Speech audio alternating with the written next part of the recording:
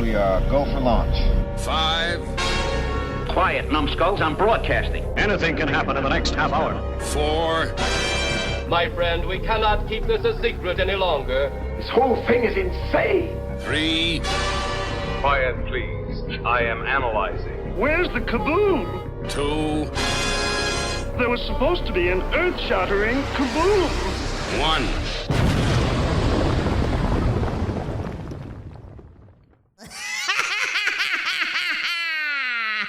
Welcome to the Planet 8 Halloween podcast.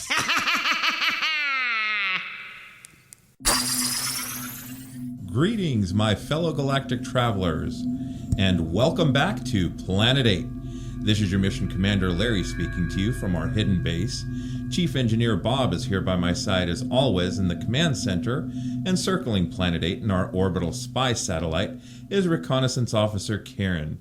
And on this episode of Planet 8, we continue celebrating the Halloween season. This episode, we're going to be discussing some of our favorite films that we watched during Halloween. Hopefully, some of the movies we discuss are going to be on your watch list. Straight away, let's kick it over to Chief Engineer Bob. Bob, what's one of the films you'd like to discuss to start us off with our Halloween movie discussion?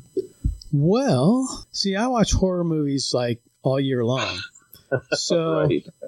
You know, Halloween comes around and it's like, hey, let's watch some horror movies. But what I tend to do, I tend to gravitate more towards sort of the humorous side of things. So I'll watch movies, you know, like if I had to pick the first one, I'd say, how about Don Knotts in The Ghost and Mr. Chicken? It's a classic. I mean, that's one that... I don't know where I first discovered that movie, but for whatever reason, every Halloween I got to watch it. I sit down and, you know, put it on and, you know, watch Don Knotts go through his thing and, you know, attaboy, Luther. But and getting that organ music stuck in my head as well. Right. Which, it was interestingly enough, the soundtrack to The Ghost and Mr. Chicken was done by Vic Mizzy. Yeah. Who also did The Addams Family and Green Acres, of all things. Yeah, he did the music for The Ghost and Mr. Chicken, including that organ riff that just sticks in your head after you watch it. Gets in there. You know, I think I saw that on like Dialing for Dollars for the first time, Bob. Was it did you get the count and the amount? Yeah, no. No. I did not, but it was during the daytime. It wasn't on Creature Features. Maybe it was a 3:30 movie or a Chiller Diller or something like that. But yeah, that is a classic. And that theme song, that organ music just kind of sticks with you. I may have to go back and see it now because I know I haven't seen that probably since I was a kid. And that was on KTLA Channel 5 down in the LA area. Oh, wow. And yeah, well, my mom really liked it too. So I know we saw it several times, but... and it kind of has all the Halloween tropes in it. I mean, a haunted house and ghosts and all that. And even, Dick Sargent is in it. That's right. One of the Darrens. That's right. So, you know, one of the things I wanted to mention this year... because we're subscribed to so many online channels, I don't know, for lack of a better, you know, traditionally. Yeah, exactly. It was like, you know, TBS or Sci-Fi Channel or, you know, whatever was on cable. Now it's just like blown up. There's so many, you know, the other night, Jasmine and I were talking. It's like, oh, let's watch, I can't think of the name of the movie now. The Time Machine. Watch The Time Machine, not the original, but she'd never seen the remake or one of the remakes that they did where the guy, the same story, but he meets these humans in the future and this little boy is having nightmares and whatever. So anyway, we were able to find it on Paramount Plus of all the platforms. It's just, and it was, you know, kind of Halloween-y because of the Morlocks at the end, but yeah, there's just so much, you know, they have Halloween Fest on AMC. Sci-Fi Channel has the new Chucky series. There's, you know, and then all the Blu-rays that, you know, I have laying around here at Mobile Command. It's funny because Jasmine is actually like, can we watch something non-horror related? Because no, Halloween's coming up. I still can't see The Howling. It's like that damn thing is only on some, I don't know, you have to get like Stars Plus or some bizarre ass. I got it on Blu-ray. I can like send it down. You can borrow it. Because the reason I have it, interestingly enough, is we did a Halloween show over at the Grand Lake Theater in Oakland one year, and we did Family Friendly Night and Not So Family Friendly Night. So Family Friendly Night was Son of Godzilla and Frankenstein Meets the Wolfman, and then Not So Family Friendly Night was The Howling and Motel Hell. How's that for a double feature? It's quite the double feature. But yeah, so I basically have the Blu-ray because I bought it because I hadn't seen it in a long time, so I wanted to make sure that it was halfway decent before we booked it for the Halloween show. Yeah, I was going to say there are certain movies that you just have to go buy a DVD or Blu-ray. Yeah. Rosemary's Baby being one of those for us. So we have that on Blu-ray now. We did see Motel Hell, Bob, a couple weeks ago. There you go. Takes all kind of critters to make Farmer Vincent's fritters. You know, I still have not seen Motel Hell. Well, you know, I'm not a big, like, gore person. And the first time I saw an ad for that was when I was, you know, a teenager. And we used to go to L.A. for the L.A. Sci-Fi, Fantasy, and Horror Convention, which was held several times a year. And they had this big display there of the poster. And, it, you know, it was, to me, it was creepy because I was not into the gory stuff, and it had the, you know, the what was it, like the pig head and the chainsaw?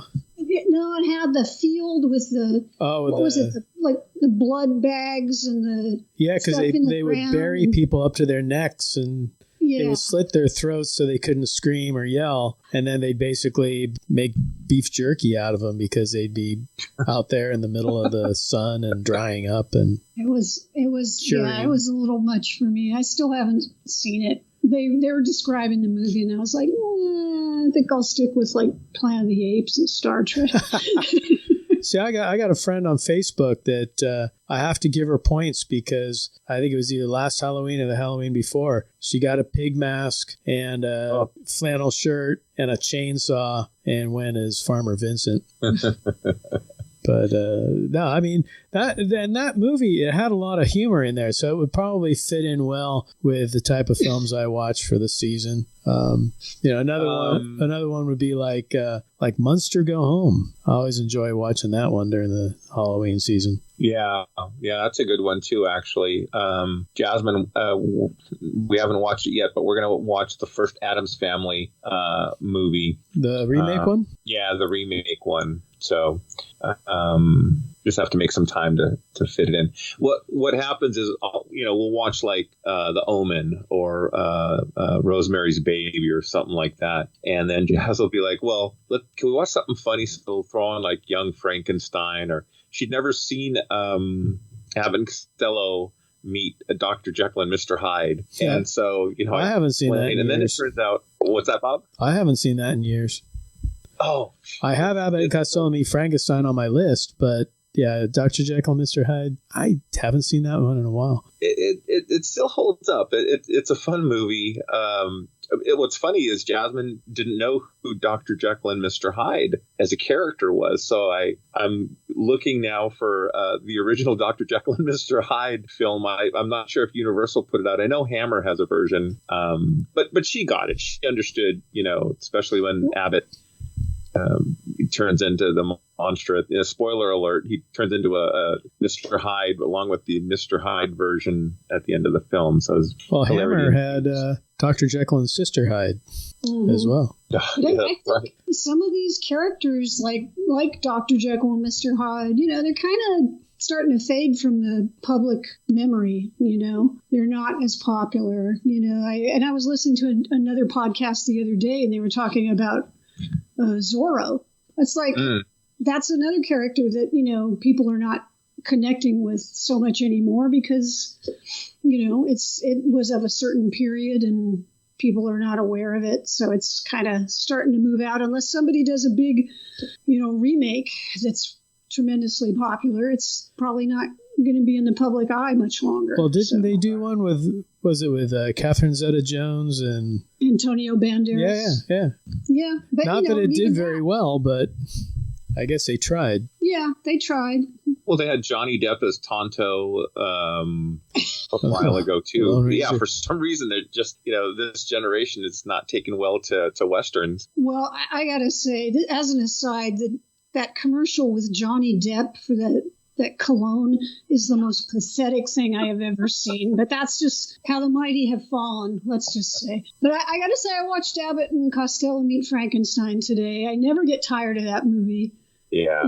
It's endlessly amusing. And I noticed something today I hadn't noticed before. And this, I'm probably the only one who will give two shits. Oh, sorry. About but there's a point where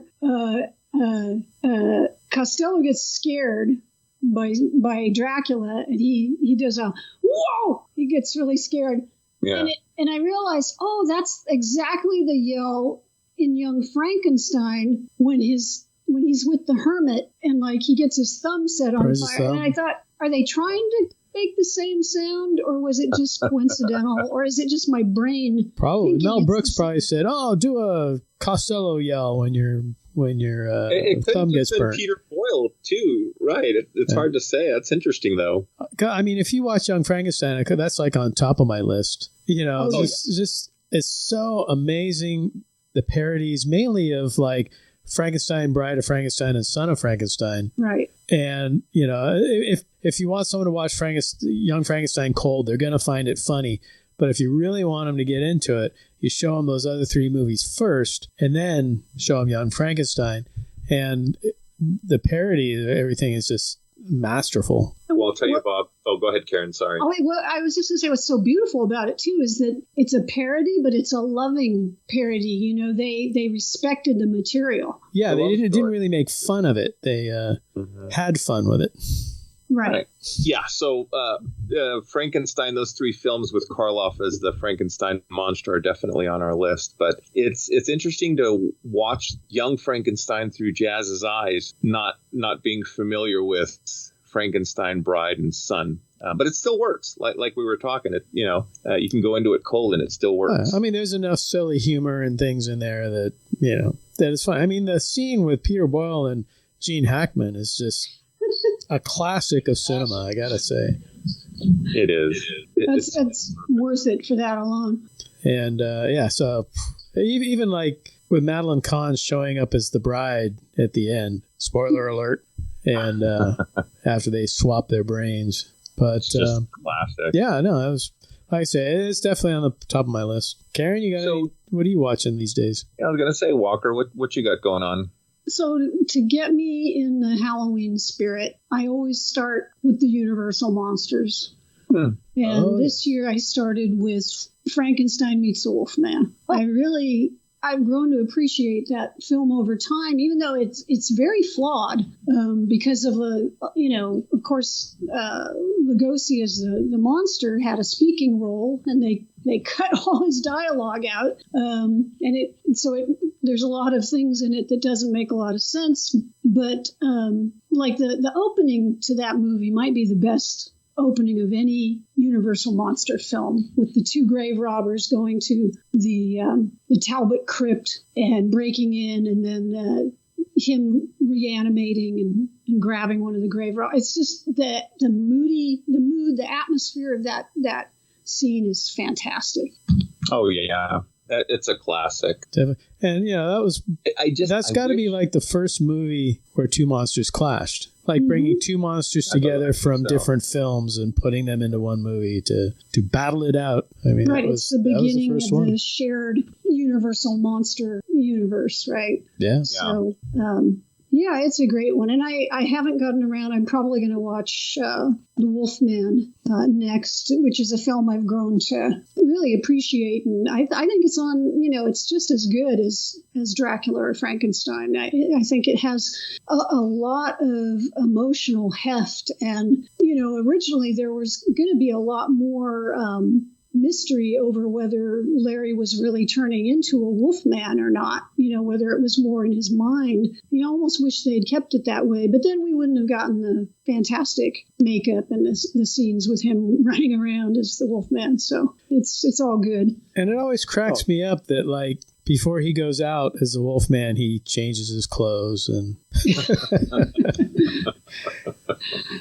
puts on a shirt and buttons it up and like, I better take off my shoes. I'm going to turn into the Wolfman. I don't want to ruin my shoes.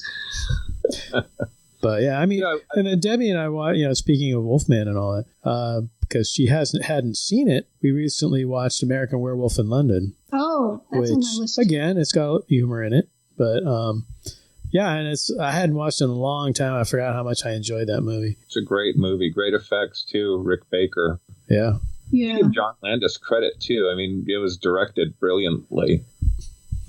Well, it was that mix of humor and horror, right? Because I mean, there's some really scary, shocking things when he has the dream and the pseudo-Nazi monster troopers burst into the house and stuff. I mean, that stuff is just makes you jump out of your seat. Yeah. And then even when he wakes up in a dream from a dream, right. And he's got that almost like vampire makeup going, and he just opens his eyes and you get that jump, and then he wakes up for real. And right.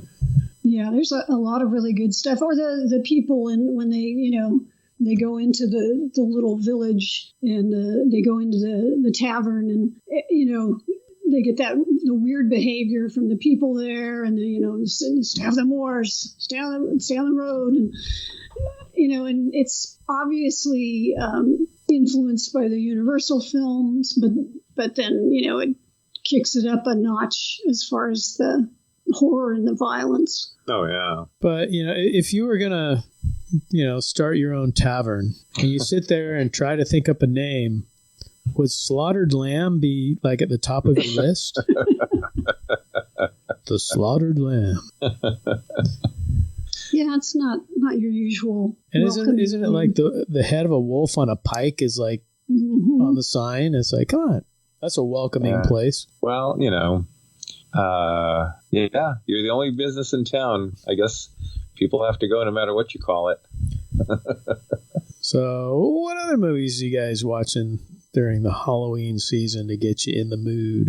Well, I tell you, I'm having a lot of fun showing Jasmine movies she's never seen before. So we, in keeping with her request to keep it light and humorous, we watched Monster Squad. Oh. Talking about a shared universe of Dracula and Frankenstein and the other Universal monsters.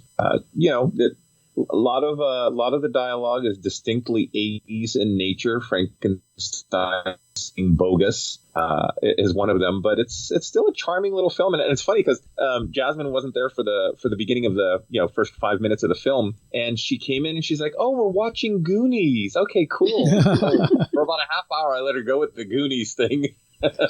Yeah, my friend Barry Evans and I went to the Alamo Draft House in San Francisco. And we saw basically a screening of Monster Squad. They had like the three older kids there, the actors that played them. Oh. And one of the things they did at the end is they had the whole audience all at once scream or yell, "Wolfman's got nards!" But it's a pretty cute film. Yeah, no, it was a lot of fun. I loved it. The designs for the creatures are really nuts. They did a good job taking the originals and updating them, and giving at that time a modern look to like the Wolfman, the creature. The mummy was pretty cool, although he unraveled. Yeah. It's like, how do you defeat the mummy? You just unravel him. You just tie a bandage to the back of your car and drive off. And Dracula was leading them all. But I will say this: with all the different versions of those iconic monsters, the creature from the Black Lagoon, the Wolfman, to me, Karloff's look for Frankenstein is just the quintessential version of the Frankenstein monster in my mind.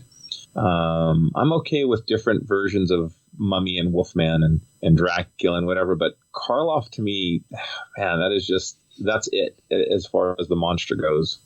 Well, it's funny because Jack Pierce, that did the makeup, he preferred Glenn Strange to all the other actors. He thought Glenn Strange had, I don't know if it was his bone structure or his height or whatever, but he felt that he was how the Frankenstein monster should look. Glenn must have been so pleased. No, but even that makeup, the flat top, it had the overall look that is reminiscent to Karloff's version of the Frankenstein monster. We're planning on watching the Hammer Frankenstein. I'm not sure which one we'll watch, but we're going to try to throw in Horror of Dracula and one of the Frankenstein films from Hammer as a contrast. Oh, man, you want a contrast? Go with Frankenstein Meets the Space Monster. That is a contrast for you. That's an extreme contrast. Yeah. I do got to get some Hammer films before Halloween, though. I mean, it was funny. As a kid, Hammer always kind of scared me. I would watch them, but I was always a little uncomfortable. It was never like the Universal monsters. Like, I could watch Universal monsters as a kid, and, I didn't really feel scared. I liked the monsters. But Hammer movies, I was always a little bit creeped out, and I figure I definitely got to see some Dracula, but also one that I think a lot of people overlook is Hammer's The Mummy. That is an outstanding version. Yeah. I think I prefer it to the Universal Mummy, to be honest. Wow. Yeah, I was never really into the Universal Mummy movies.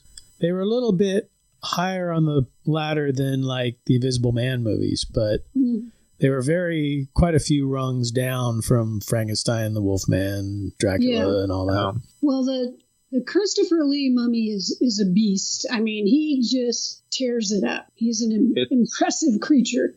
It's streaming on Amazon. While we were looking at movies, I did see that movie on there. So for listeners who are looking. Well, I mean, Christopher Lee, he played Dracula. Yeah. He played the Frankenstein monster. He played the Mummy. Didn't play a Wolfman, though, or a werewolf. Yeah, Hammer. Oliver Reed played it in the Hammer film. Yeah, I was going to say Oliver Reed. That was it. So, that's another one I'd like to see again. Yeah, and I also like. Go ahead. Oh, sorry, Bob. Go ahead. No, go on. I also want to see the Phantom of the Opera, the Hammer version. I hadn't seen that in probably 10 years. Was that Herbert Lom? Yes. Okay. Yes. Yeah. Classic. No, yeah, that was good. Contrast that with the Phantom of Paradise. Yes. But that did make all the openings of Creature Features, though. It's true.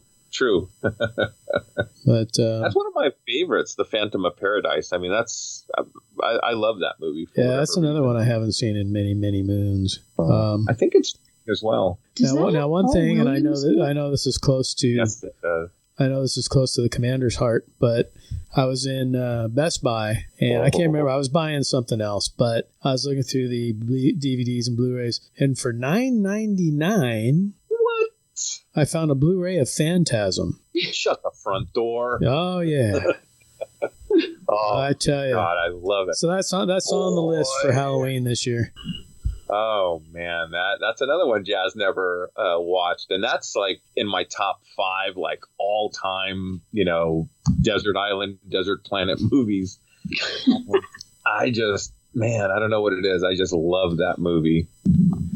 If listeners want something cool to watch, I believe it's on YouTube. It's an interview with Angus Scrimm, the tall man, done by our Bay Area host, John Stanley. Yeah. And he does it in the cemetery. What was it, the Morningside Cemetery? I believe it's Morningside Cemetery. And it's great because John Stanley's in the cemetery, and this big hearse pulls up, and they grab him and throw him in the hearse, and Angus Scrimm is in there, and he just interviews him, basically. If you're kidnapped, you might as well interview somebody, right? Yeah. But it's a good interview, and it's kind of a humorous setting and way to kick it off. It is. I have Tom Wersch had put out some creature feature DVDs years ago, and I have the John Stanley. I don't know if it's John Stanley tapes or whatever, but he would do these mini movies of the Pumpkin Patch and like a Mike Hammer sleuth. What was it, a Kung Fu Dragon? No, it was a KTVU Dragon. Wasn't it with Chuck Norris? Yeah, he did that with Chuck Norris, and yeah, he had a lot of cool stuff. Mini movies. Oh yeah, but a lot of fun. And John actually did a vampire movie. They had it on the new creature features with Vincent and the gang. Nightmare in Blood. Yep. Oh God, what's his name? The guy from Seventh Voyage of Sinbad. Kerwin Matthews. Kerwin Matthews. Yeah, he's actually in it. Yeah. So that was kind of fun. No, it's a fun movie. Yeah, definitely an independent horror film, but absolutely. But a lot of fun. Well, another local to the Bay Area, at least, not to Planet 8, fun movie that we're going to watch probably next week is going to be the Milpitas Monster. I was going to say. If you've never seen the Milpitas Monster, it's a cautionary tale of environmental catastrophe within the Bay Area. It's a vintage piece. It's from the 70s, and if you have ever visited Milpitas, the city looks nothing like today as it did back then. I mean, it's more modern and changed, but it's a fun little film. The thing is he was God, I can't think of his name, Bob. Forgive me, but I can tell you the name because I have a little story about it. When I was working in the rental department at a video company, I was like in another room and somebody came in and said, "Oh, there's this guy in here you need to meet." Well, okay, so I go in there and renting a projector for a screening of the Milpitas Monster was Robert Burrell, who was the director, producer, what have you, of the Milpitas Monster. And he was a teacher, of all things, in the Milpitas, in a high school teacher. And he started it as a film project for his class. Yep. And so he was. I sat there and talked to him for a while and things, and he was cool. And I think every year he does a special screening of the Milpitas Monster somewhere in Milpitas. Yeah. I think it was at the Great Mall, actually. Yeah, but I think he's done it in theaters. He's done it at the Great Mall. And I think he's done it a few other places. But whoever will have him and whoever will have his film. I think the last time I saw it, it was at Niles, the Niles Silent Film Museum. And it wasn't silent, but yeah, they did a screening there. It's so funny because he even though he's retired, he's a teacher, so he had his clipboard and pencil, taking notes and answering questions. So it's a good, fun little movie. What else? What else you got, Walker? Well, I watched a couple of John Carpenter films. One that I always watch around this time of year, and actually I could watch it any time because I love it, is John Carpenter's The Thing. And that's my favorite of his films. I just think it's such a well done movie. I like both versions. I know they made a third thing, but I don't talk about that. But like the 50s version is great. It stands on its own. But I think John Carpenter's version is really excellent too, for the paranoia and the effects and acting and everything. So I watched that. And then I watched a John Carpenter movie I haven't seen in many years, which I consider a very strange film, which is Prince of Darkness. Have you ever seen that movie? If I had, it's like a long time ago. Basically, the church has been keeping Satan in a cylinder as a blob of green goo. Jesus was an alien. He was the red goo in the other bottle, right? And it has Alice Cooper as well. But it's a pretty weird movie. I think it's one of those movies that's probably more interesting in the concept than in the execution. There was a lot of stuff that they were trying to do, and it's amusing, but there's definitely, I don't know, there's a lack of something that didn't quite kick off, but it's still worth watching. I can watch it like every 10 years because you feel kind of like let down, or at least I did at the end, because there was like this deja vu kind of, was it deja vu or was it time travel where they're trying to communicate with you? Yeah, it was like people from the future were sending this dream, the same dream over and over to the people in the church. And they were trying to show them something that was going to happen. And it was like, so you keep seeing this thing. And then at the end you saw it, but it was slightly different. And right. And it would drip upside down. It was like leaking and the goo. Yeah. Yeah. It would possess people and stuff. Yeah, I mean, satanic goo, that'll do it to you. It has its share of scares and there's moments, interesting ideas, but it's just not quite. It's no thing. Let's put it that way.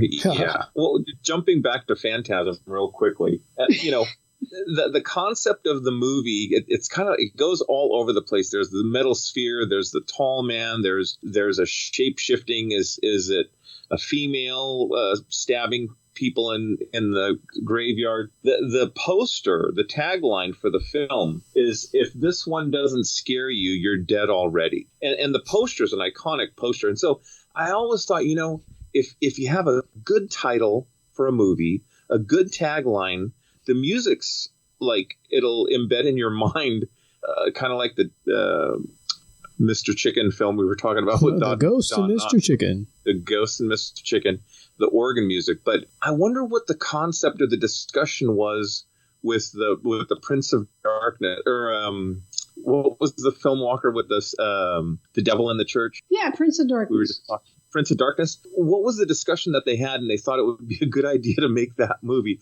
Something got cut in the middle of that story.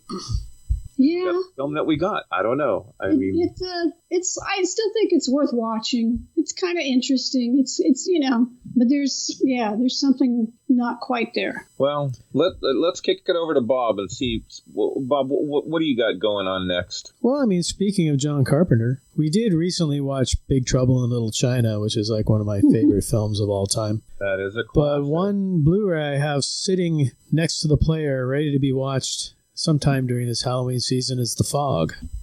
Oh, I like with Adrienne Barbeau. Yes. And I haven't seen it in a long time. I did get the blue. It's funny because Deep Discount DVD has sales every once in a while. And we have a sale on horror films right now. And I'll go through and just say, all right, what don't I have? And I'll pick up a bunch of discs. And recently, one of the ones I picked up was The Fog. So it's been a little while since I've seen it. So yeah, we're gonna be watching that sometime between now and Halloween. Yeah, that's a good one. Not necessarily. What's that, Walker? Oh, I just said I watched that one last year. Yeah. Yeah, we watched that earlier. But speaking about deep discounts, not necessarily a movie, but worth mentioning is Kino Lorber. As a company puts out these vintage movies. They have a box set of the Night Stalker, Kolchak the Night Stalker series, all 20 episodes. It's loaded with extras, interviews. David Chase talks in detail about how they were trying to get the series going and continuing.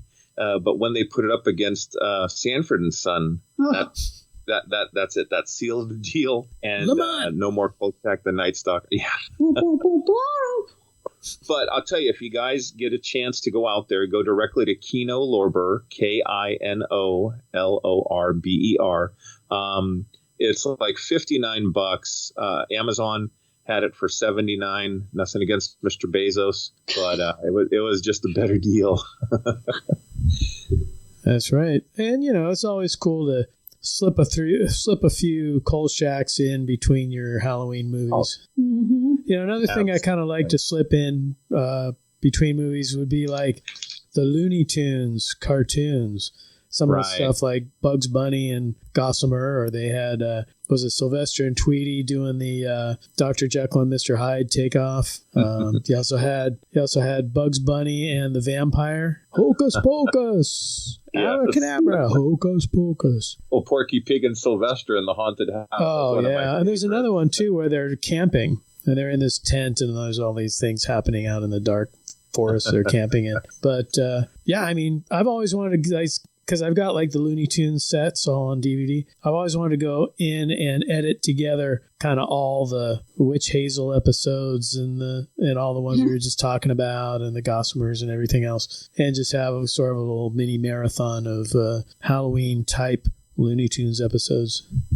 That'd be cool. Well, speaking of TV, a more recent thing that I've been watching, I know, Larry, you've been watching too, is What We Do in the Shadows. Oh, yes. And that is just cracking me up. Oh, my gosh. They're on the 3rd season now. If you're not watching this, folks, it's on FX. It's supposed to be a series where they're supposedly filming a group of vampires that live in this house in New Jersey. And these are like the most inept, stupid vampires.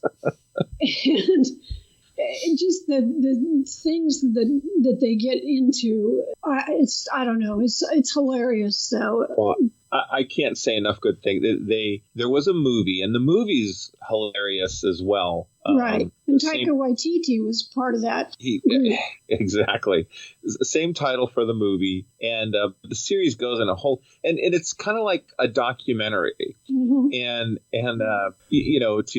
to be fair, even outside of Halloween season, like Bob said, we watch horror movies like all year long, science fiction. I'm watching all this stuff for the podcast and my own personal, pleasure, Mandalorian and all that stuff. So Jasmine, we'll trade off on TV nights.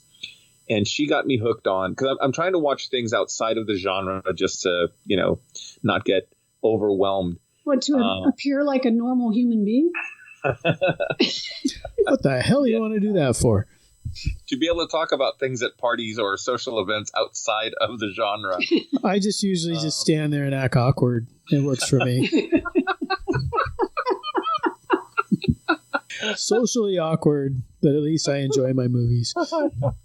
So, exactly. She got me watching the Real Housewives of Beverly Hills. Oh, dear God. And what surprised me is they're on their 13th season. I'm like, they've been doing this for over 10 years.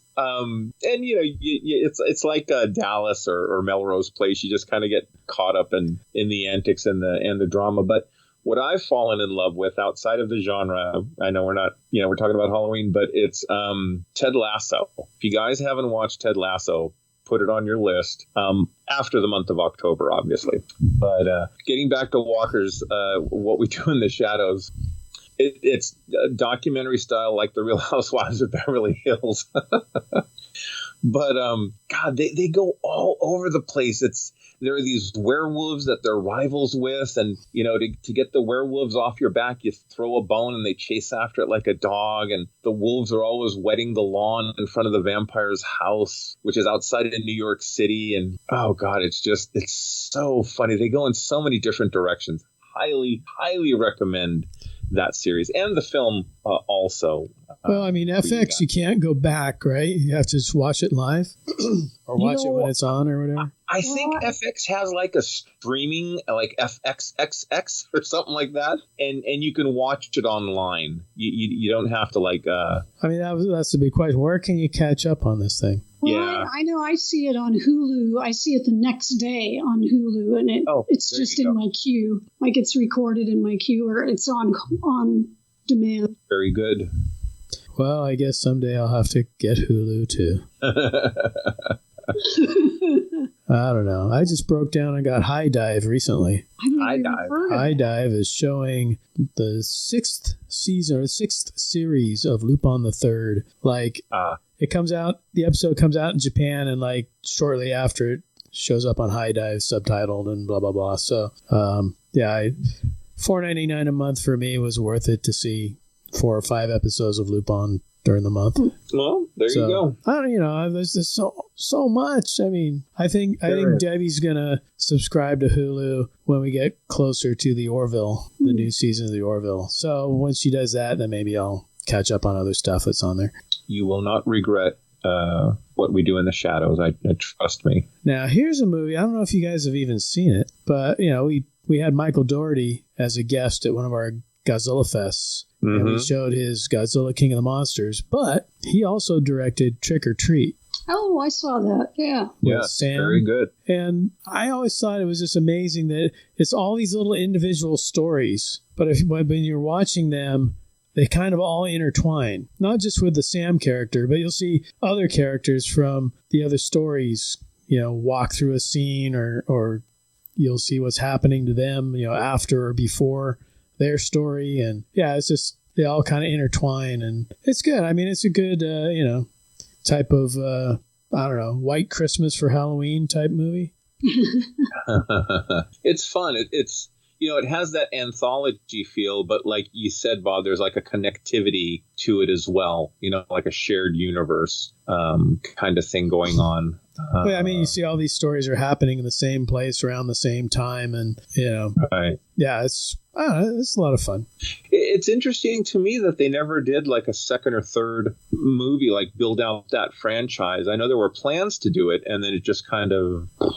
Well, if you go into the Spirit Halloween store these days, they've got a whole section full of Sam and Trick or Treat, props and toys and decorations. So I don't know. I guess it's still popular enough to mass merchandise. Yeah, I recently ordered a mask from this company and for Halloween, and they sent a Sam air freshener, and I guess it smells like pumpkin. Yeah.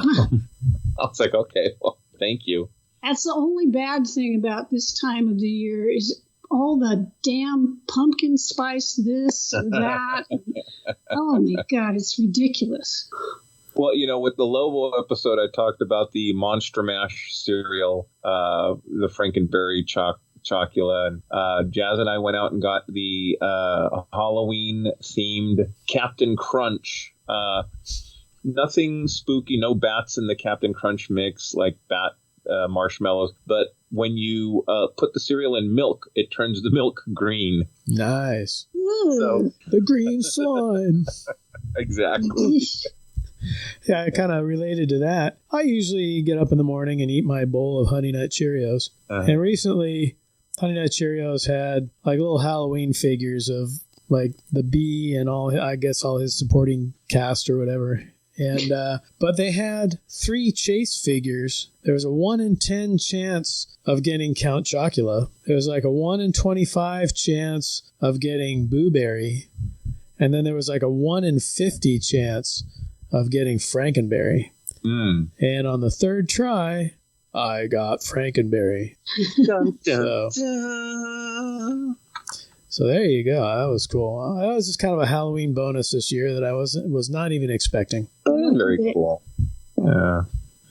Have to go buy some Honey Nut Cheerios now and try my luck. Oh, good luck, man. I was in Safeway the other day, and they didn't have any more with the figures in them. They're all just regular boxes again. Just like walking into Home Depot or Lowe's or any of those places, you got this little tiny phone booth area. Phone booth is something that we had before cell phones, and you had to like put money in the phone and make call. Anyway, little phone booth area. We'll say closet area. That'll be more relatable. There's a whole closet area of Halloween stuff and just rows and rows of Christmas everywhere. And you just can't. Yeah, I mean, Halloween would always get kind of pushed out maybe a week before Halloween or a few days before Halloween. But now it was like Halloween was out for maybe a few days and Christmas came in and just pulverized it. You gotta let the holidays breathe. Well, Well, you gotta kind of commercialize Thanksgiving somehow, just so there's a buffer in between. I'm sure December 26th they'll have bikinis out for the summer months, so not at Lowe's or Home Depot to be sure. Oh, they'll have like Valentine's out by then. Mm-hmm. Well, talking about anthologies, and we kind of talked about this with Mr. Lobo last episode, but the Halloween series with Michael Myers. And it's funny, AMC's showing like most of the Halloween movies. And Jazz has never seen Halloween 3. And there's this chart. I'll send it to you, Karen. Maybe we can put it on the Blogspot page. But it's a diagram to say, okay, this was the first Halloween movie with Jamie Lee Curtis. This was the second one that is no longer considered canon because they did a second one 3 years ago of a Jamie Lee Curtis character that has And so then the second one is streaming on Peacock of that universe series of Mike Myers. Anyway, we watched the one on Peacock the other night, and I don't know. Maybe I've watched too much Michael Myers. I didn't really appreciate the film as much as maybe some viewers might. I think they would have been better off doing the anthology idea with Halloween. The only cool thing about that, I think it's Halloween Kills is the name of the film. They had the 3 masks from Halloween 3, the witch, the skeleton, and the pumpkin. These really bad kids, bullies, were wearing those masks, and all I'll say is they got their comeuppance in Halloween Kills, as they so richly deserved from being little bad kids in Halloween time. Yeah, well, I mean, I was never really into the slasher films. I mean, I saw the first Halloween and the first Friday the 13th and all that, but yeah, no, I was never really into them. Yeah, I can appreciate the first Halloween movie, the first Friday the 13th, even the first Nightmare on Elm Street. But after that, it was kind of like, I don't know. But original, points go to Motel Hell, even though it was a slasher film. It was a different idea than what we traditionally see. Well, yeah, I mean, they had some other interesting elements in there. Oh, yeah, to be sure. But Halloween 3, it's not the best movie, but at least they went away from the slasher theme. And even as popular as Michael Myers was at that time, they rolled the dice. Unfortunately, they got Snake Eyes. But it's a charming little movie in and of itself. And it has a catchy theme song for the Halloween masks, the Shamrock Mask Company, for the Halloween commercial. Oh, that song, yes. Yeah. Dun, dun, dun, dun. Halloween. You mentioned AMC, and that reminded me a couple of years ago, they had a series called The Terror. Mm-hmm. And I don't know if either of you saw that. They did 2 seasons. That I couldn't really get into the second season, but it was an anthology. The proposal was that each season would be a different story. So it was going to be an anthology. And the first season was actually pretty good, although it was a slow burner. You had to stick with each episode. And the first season was about this British Navy ship that was exploring the Arctic, and it got stuck in the ice. And so slowly the men are they're starving and kind of going crazy, and there seems to be some sort of creature on the ice that is picking them off. One by one. And there's an element of mysticism to it as well. And it was really well done. They had some good actors in it. And it was creepy. It was really freaky. You didn't know when this thing was going to strike and what was happening and everything.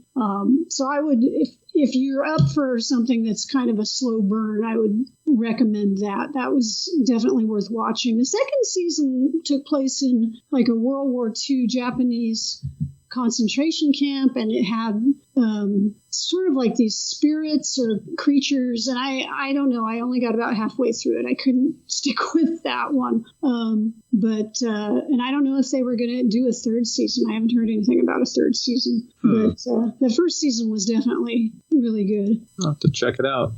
How about you, Bob? We're coming up towards the end of this episode. You have anything else you'd like to mention? I think we went through most of the movies on my list. Oh, another one that I'm not watching this Halloween season only because I recently watched it on Creature Features was Spider Baby.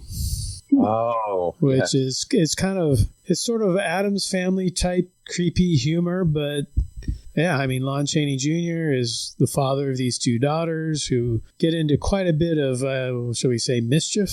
And he's got to cover up for them. And yeah, it's just a lot of fun. Fun movie.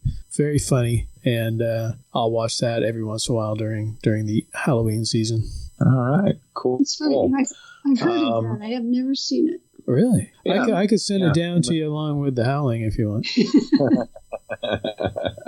Well, I want to give a quick plug to the In Search of Darkness series. The first 2 episodes are on Amazon, and they're trying to do a fundraiser for episode 3, which I'm sure they'll do. And they got I'm not sure what platform it's on, like a GoFundMe thing. But if you search for In Search of Darkness, and it's a documentary. They're about 3 hours long. They're hefty, but it gets into 80s horror films, slashers and otherwise. Check it out if you guys get a chance. It's a fun watch. Okay, it's that part of the podcast where we're going to go and share our censor sweep this episode. Chief Engineer Bob, you have the censor sweep. Take it away, sir. I do. And this was kind of another discovery I made walking through stores, but another movie that's kind of ingrained in us during the Halloween season is always Night of the Living Dead. And as I was walking through Target one day, I came across a Blu-ray of Night of the Animated Dead, and I'm looking at it, and the cover, is like animated versions of some of the characters from Night of the Living Dead. And I looked on the back, and it said it was an animated version of the movie. And I thought, well, this could be interesting, or this could be really, really bad.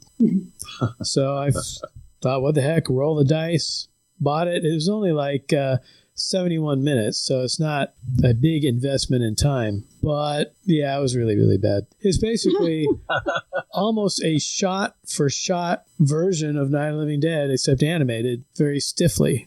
So the animation is not that good, and it just pretty much follows the script, although they do show you what happens at the diner with Ben before he gets to the farmhouse, which is kind of interesting, but again, it's very kind of stiffly done animation. I mean, it's by Warner Brothers, so I was thinking, hey, the animation should be pretty good, but it really isn't. And they're all, pretty much unknown actors, except for Katie Sackhoff. Oh, Starbuck does a voice in there, and it's just, I don't know. You can avoid it if you like. This is your Halloween warning. If you come across Night of the Animated Dead in Target and it looks somewhat enticing, resist. So this is our first. This is our first trick. Not a treat censor sweep. That's right. Our cautionary censor sweep. Do not buy this product. Hey, sometimes you come across some stuff and you just have to warn people. Yeah. It's just not worth it.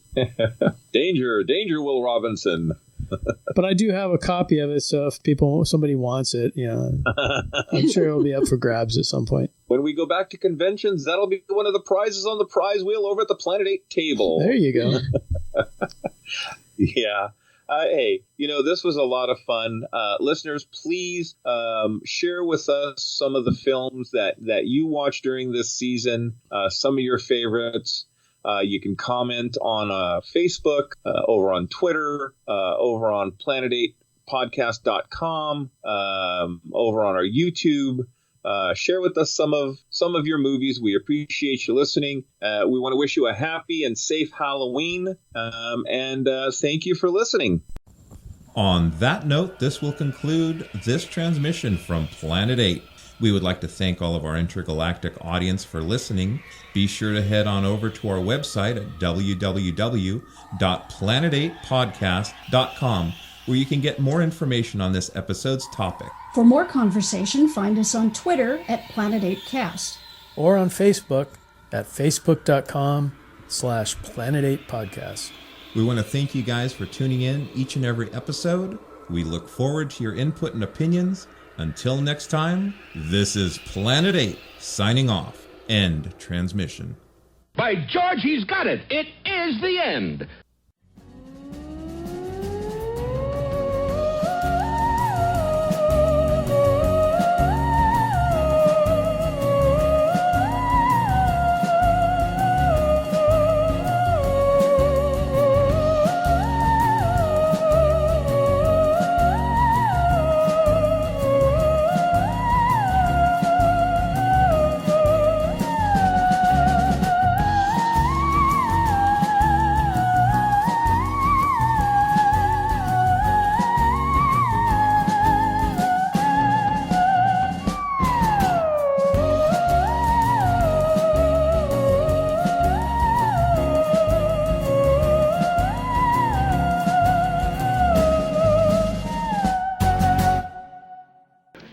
Now, there's nothing to be ashamed of. I think it's rather heartwarming that adults get in the Halloween spirit.